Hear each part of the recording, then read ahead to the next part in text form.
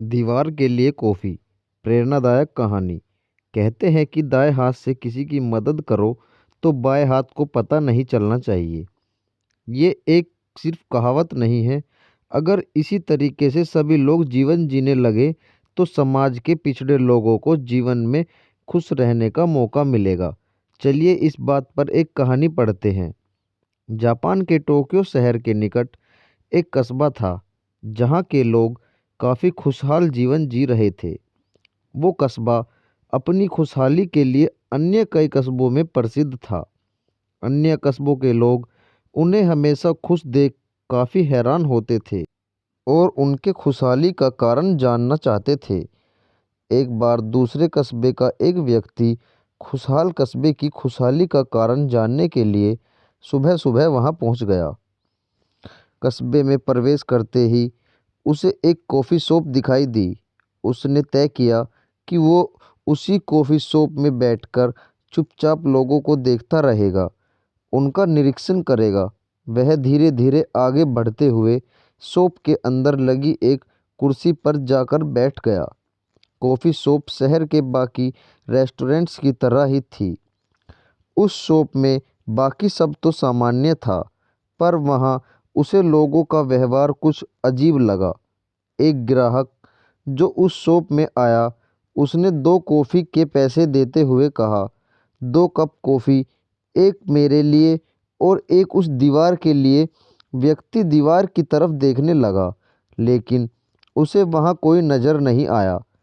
पर फिर भी उस आदमी को कॉफ़ी देने के बाद वेटर दीवार के पास गया और उस पर एक कागज़ का टुकड़ा चिपका दिया जिस पर 1 कप कॉफ़ी लिखा था। व्यक्ति समझ नहीं पाया कि आखिर माजरा क्या है। उसने काफ़ी सोचा, लेकिन फिर भी वो इस गुत्थी को सुलझा नहीं पाया। उसने सोचा कि कुछ देर और बैठता हूँ और समझने की कोशिश करता हूँ। थोड़ी देर बाद एक गरीब आदमी उस कॉफ़ी शॉप पर आया। उसके कपड़े फटे पुराने थे।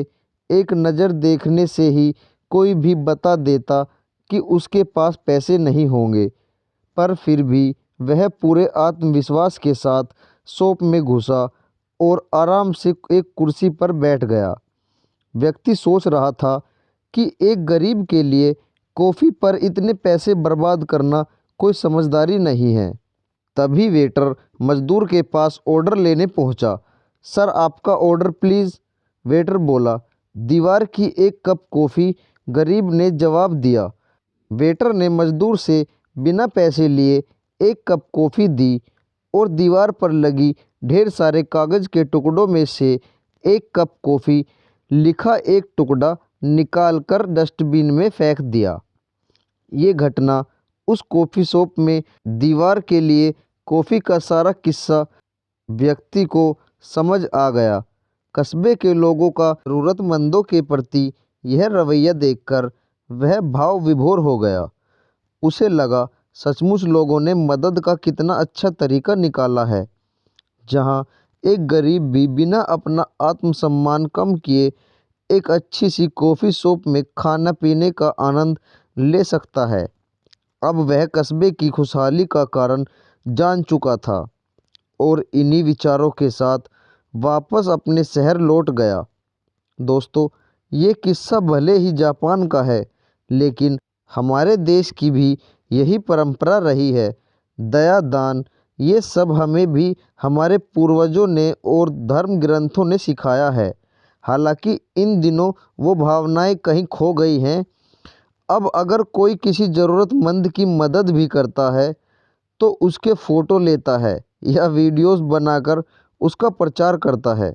दोस्तों, अगर आपको कहानी अच्छी लगी हो तो लाइक, शेयर और हमें कमेंट करके ज़रूर बताएं।